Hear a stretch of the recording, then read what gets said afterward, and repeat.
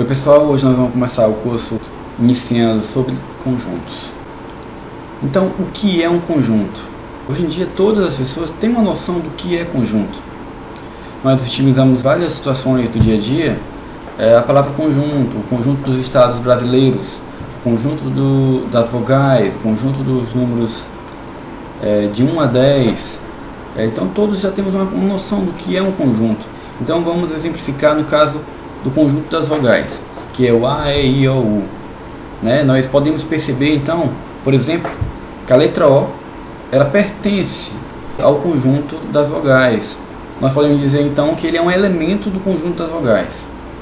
E também nós temos que entender bem essa questão da pertinência. Mais tarde nós vamos ver com mais detalhes. Então vamos criar um novo conjunto. Vamos criar agora um conjunto de números, realmente é o que a gente vai mais utilizar. Vamos criar esse conjunto N.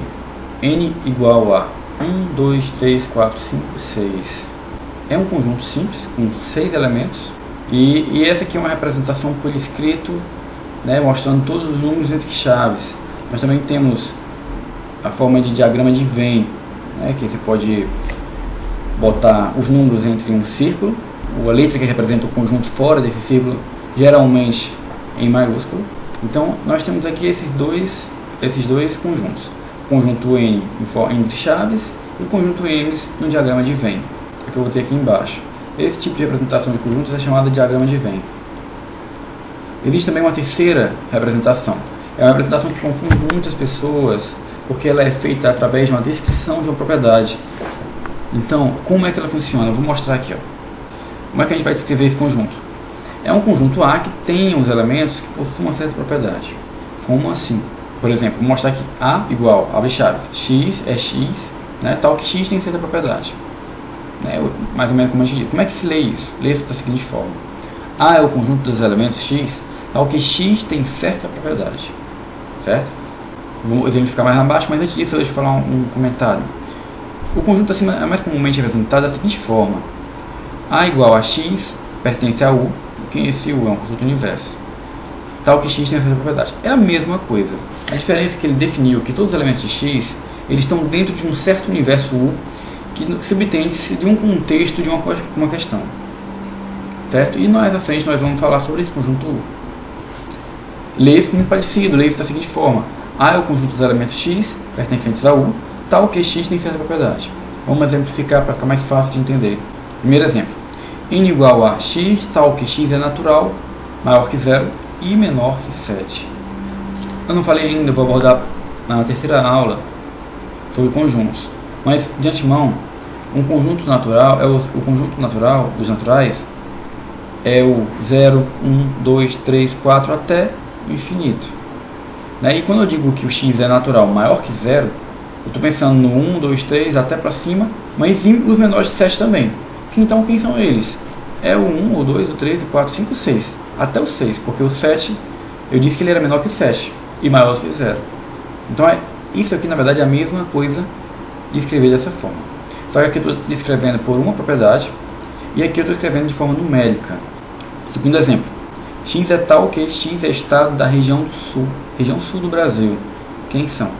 Paraná, Santa Catarina, Rio Grande do Sul. Então eu até falei aqui, mais à frente nós vamos falar sobre o que é um número natural. Vamos agora falar sobre alguns conjuntos notáveis, alguns conjuntos que são importantes de você conhecer, que são muito utilizados em questões. O conjunto unitário. Chama-se conjunto unitário aquele que possui apenas um elemento. Vamos dar um exemplo. A igual a abre chaves, 3, fecha chaves. Dentro desse conjunto A só tem o elemento 3. Por isso que ele é unitário. Bem simples. Outro exemplo. B. Conjunto dos estados brasileiros que fazem fronteira com o Uruguai. Só tem um. Rio Grande do Sul. Ou seja, é um conjunto unitário. Agora vamos falar sobre o conjunto vazio. É bem lógico. O conjunto vazio é aquele que não possui nenhum elemento e é representado pelo símbolo φ. O conjunto universo é o que eu falei anteriormente. Ele é um conjunto que contém todos os elementos do contexto no qual estamos trabalhando e também contém todos os outros conjuntos que estão nesse contexto também. Ele é normalmente representado por uma letra U. Esse conjunto universo ele pode ser os conjuntos reais, os conjuntos naturais.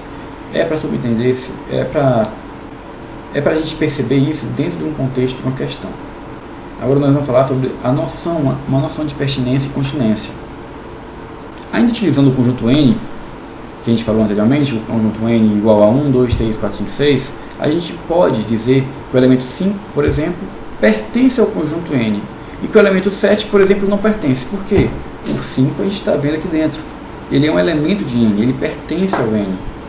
O 7 não, o 7 ele não está dentro do N, ele não pertence ao N.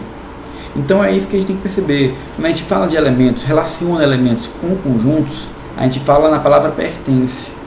Um elemento pertence ou não pertence àquele conjunto, certo? Então como é que a gente pode representar isso matematicamente? Da seguinte forma: esse símbolo aqui significa pertence. 5 pertence a N e 7 não pertence a N. Esse é com traço cortado. Então é importante fazer uma observação. Nós podemos utilizar essa noção de pertinência quando relacionamos um elemento a conjunto, como eu falei agora há pouco. Mas quando relacionamos um conjunto a outro, a gente fala de continência. Como assim? Vamos criar aqui mais dois exemplos. O conjunto A e o conjunto B. Esse conjunto A, esse aqui que vocês estão vendo, 2, 5 e 6. O B é 1, 3, 4, 8. Então nós facilmente percebemos que todos os elementos de A são também do conjunto N. Assim, ó, perceba que o 2, o 5 e 6 estão dentro do N, né? Mas o mesmo não ocorre com o B. O B ele só possui o 3 e o 4, mas o 1 e o 3 e o 4, mas o 8 não pertence ao N, certo? Então o que, é que a gente pode dizer?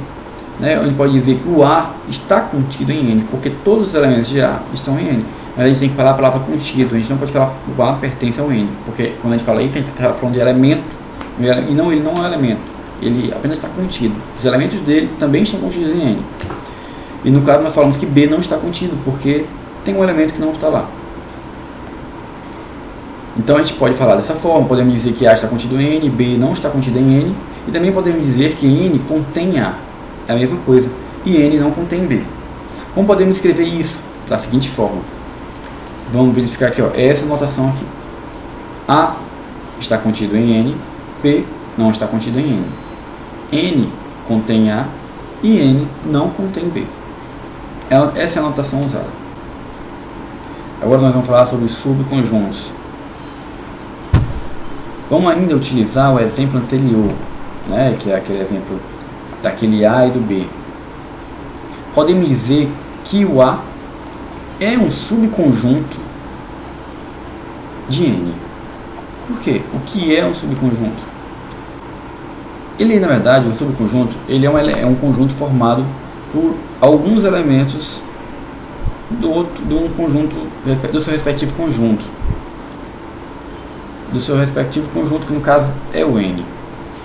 Todo subconjunto tem que estar contido no seu respectivo conjunto.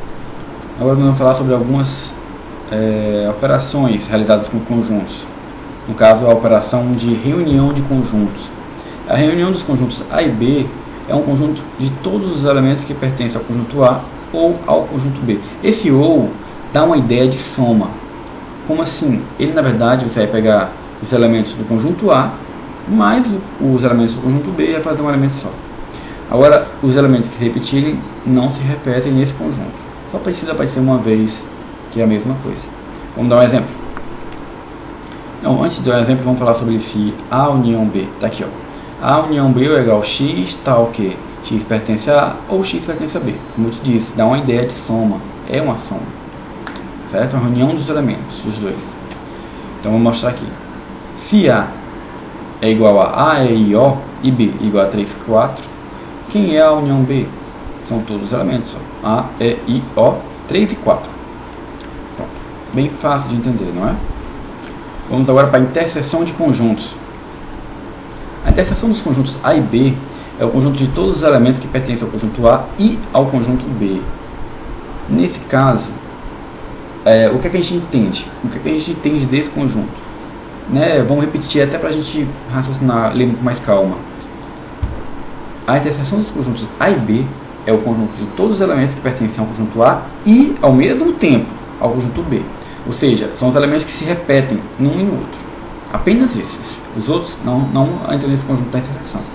Vou mostrar aqui um exemplo, por exemplo, A igual a E, I, O, U e B igual a 1, 2, 3, 4. Eles têm algum elemento em comum? Não tem. Então a interseção deles é o conjunto vazio, não tem nenhum elemento. Então, exemplo 2.